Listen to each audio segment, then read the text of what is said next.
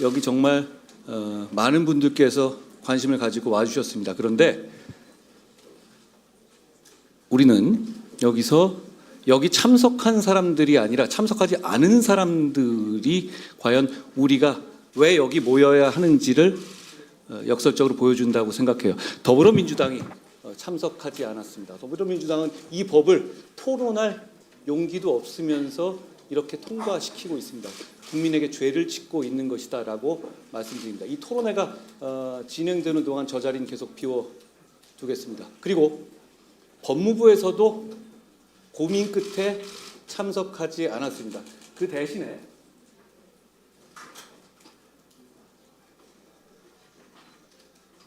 작년 12월에 정성호 법무부에서 이런 책자를 냈고 이걸 오늘 참석하는 대신에 저희에게 보내왔습니다.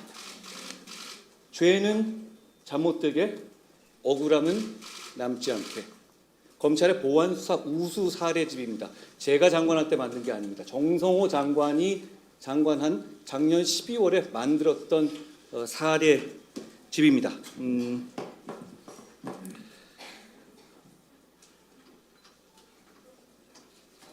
법무부 장관은 이렇게 해놓고 자기는 도망가겠다고 두 손 들고 있습니다. 법무부는 이런 거 발간해놓고 보안 수사가 피해자와 시민들에게 얼마나 필요한지를 누구보다도 잘 알고 있음에도 불구하고 이런 거 하나 보내놓고 토론에도 나오지 못했습니다. 오늘 법사위가 통과되고 그리고 내일 본회의에서 이 법이 통과되면 죄는 잠들게 될 것이고 억울함은 남을 겁니다. 그리고 더불어민주당과 정성호 법무부 장관 그리고 법무부 관계자들의 비겁함도 끝까지 남게 될 겁니다. 고맙습니다. 왜 많은 국민들이 이렇게까지 관심을 뵙고 한국갤럽에서 61% 민주당 지지자 포함해서 반대하느냐면 이건 진짜 우리 모두의 문제이기 때문이거든요. 근데 민주당은 법안을 딱 보면 철저하게 범죄자에게 감정이입이 돼 있어요. 자기들이 감옥에 많이 갔고 수사를 많이 받아서 보는지 모르겠지만 철저하게 자기가 수사받을 때 어떻게 빠져나가겠다는 감정이입이 딱 돼 있어요. 피해자 입장에서 한 번만 감정이입이 돼 보세요. 100만 원, 200만 원 떼이고 돈 받아주는 사람 없고 그러니까 검찰이 대행으로 해서 증거 찾아주고 이런 시스템 서비스를 누렸던 대한민국 국민들 입장에서 생각을 해보세요. 그 서비스가 없어지는 겁니다. 전 교수님 말씀에 공감하는 게 이건 서비스예요. 그 서비스가 80년간 제공돼 왔는데 그 서비스가 갑자기 없어지는 겁니다. 국민들 입장에서. 저는 그래야 될 이유를 설명해야죠. 그런데 그래야 될 이유를 설명하지는 않겠다고 합니다. 그게 지금 현재의 상황이에요. 근데 그럼에도 불구하고 머릿수로 통과시키겠다? 한번 해보라고 하십시오. 그러면 국민들한테 정말 심판받게 될 겁니다.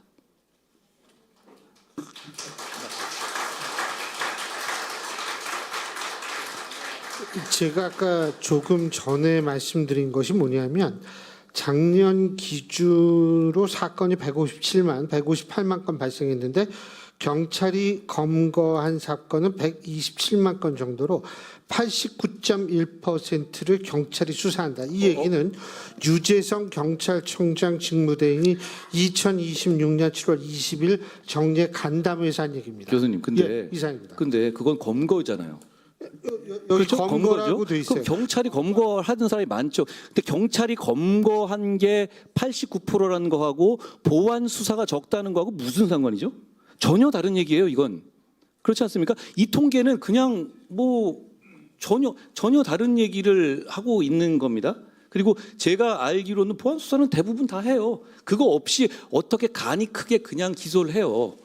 왜냐하면 재판에서 이 유죄를 받아야 돼요. 저는 요 하나 더 말씀드릴게요. 조금 관점을 바꿔서 장윤기 사건이 유명하니까 장윤기 사건 같은 경우는 광주지검의 모 부장검사가 열심히 보안 수사를 해서 밝혀냈다는 거 아니에요. 그분 미담 사례로 되고 있죠. 그런데 만약에 이 사건을 그 검사가 그냥 간과했어요. 바빠서. 그런데 나중에 그것이 알고 싶다 해서 밝혀냈어요. 그러면 그 검사는 죽습니다. 거의 매장당할 거예요. 그게 바빠서 못했다는 건 안 통합니다. 왜냐하면 그 검사에게 무슨 책임이 있었냐? 보안 수사를 할 임무가 있었거든요. 그러니까 이 검사는 왜 그렇게까지 밤잠 안 자면서 하냐면 뭔가 이상하면 촉이 이상하다 그러면 이게 나중에 터졌을 때 자기가 큰 불이익을 받게 되는 시스템에 들어가 있는 거예요. 그러니까 그 검사는 당연히 그러니까 지금은 잘했으니까 박수 받지만 놓쳤으면 엄청난 책임충을 받게 돼요. 나중에. 그런데 민주당이 만드는 세상에서는 어떻습니까? 원래 그걸 할 수 없었죠. 그런데 그 김모 부장검사는 그러면 이걸 간과하더라도 전혀 책임이 없어요. 자기가 그걸 할 책임이 없다고요. 그러면 지금까지는 검사들이 어떻게 봤냐면 사건을 되게 열심히 피해자의 편에서 해보려고 노력을 하는 입장이었지만 이제부터는 어떻게 되냐면 판사처럼 예스와 노로 보면 되는 거예요. 그리고 거기에 대해서 어떤 종류의 심적 부담이 없어집니다. 이렇게 되면 누구한테 유리하겠습니까? 당연히 이거는 잘 암장 사건이 드러나지도 않을 뿐더러 암장 사건에 대한 책임 주체가 하나의 큰 축이 없어지게 되는 거예요. 이 교수님 혹시 네, 제가 그것이 알고 싶다를 말씀드리니까 바로 당연히 하시죠. 그래서 손든 건 아니고요. 지금 우리 플로어에서 그리고 의원님 말씀하시는 거 보면 그리고 그 전에 장관하실 때부터 알고 있는 철학에 따르면 사실은 당연히 이거는 말이 안 되는 일을 하는 거죠. 그런데 왜 제가 궁금한 건 왜 검찰은 입장 표명을 하지 아니하고 너무 뻔한 결과를 알 텐데 당사자들이 그리고 법무부는 왜 보고서밖에 보내지 않는 건가요? 지금 그들이 협조하지 않고 지금 이 법이 이렇게까지 오지는 않았을 거 아니에요. 저는 검찰은 이미 자살했다고 생각해요. 자살했다고요? 항소 포기로 이미 그런 말을 할 만한 자격이라든가 그런 위치를 스스로 포기했다고 생각합니다. 제가 여기다 이거 걸어놓은 이유도 이걸 저한테 보냈다는 건 무슨 뜻이겠습니까? 죄는 잠 못 들게 억울하면 남지. 자, 제목은 더럽게 멋있어요. 그런데 문제는 이게 틀렸다는 걸 자기들도 안다는 거 아닙니까? 그렇죠? 그리고 오늘 검찰총장 직무대행이라는 자는 오늘에서야 뭐 이상한 문건 입장을 하나 냈어요. 저는 검찰이란 기능 자체가 중요하다는 걸 말씀을 드리는 거지. 지금의 검찰 구성원들은 정말 부끄러워해야 된다고 생각합니다. 그리고 그걸 자초하고 있어요. 그런데 만약에 그런 상황이면 검사 개인의 입장으로 보면 아까 말씀하셨잖아요. 그들도 일상을 사는 평범한 직장인이다. 이거 좋을 거예요. 그렇게 하면. 네, 더 찬성할 수도 있는 거 아니에요, 지금? 그렇게 반대하지 않는 사람도 많은 것으로 알고 있어요. 왜냐하면 이렇게 되면 날밤 까면서 밤새서 이걸 찾을 의무가 없어지고 그리고 그 자체가 스트레스를 주는 거거든요. 그러니까 이건 그냥 경찰이 갖고 오는 사건이 준비되어 있느냐 아니냐를 객관적인 제3자 차원에서 이렇게 판단하면 돼요. 판사들이 그런 하듯이요.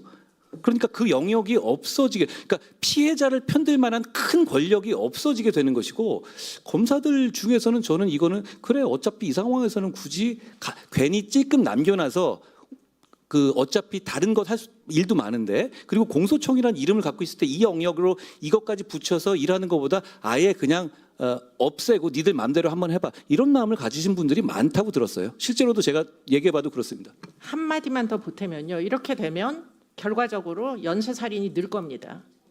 암장 사건이 늘 거예요. 아까 강동범 교수님 말씀하신 대로 지금 살인은 포함되어 있지 않아요. 맞아요. 예, 지금 이은혜 사건이나 고유정 사건 같은 거 무지하게 많이 늘 거예요. 연쇄살인은 늘지만 연쇄살인이 통계로 잡히는 건 줄어들겠죠.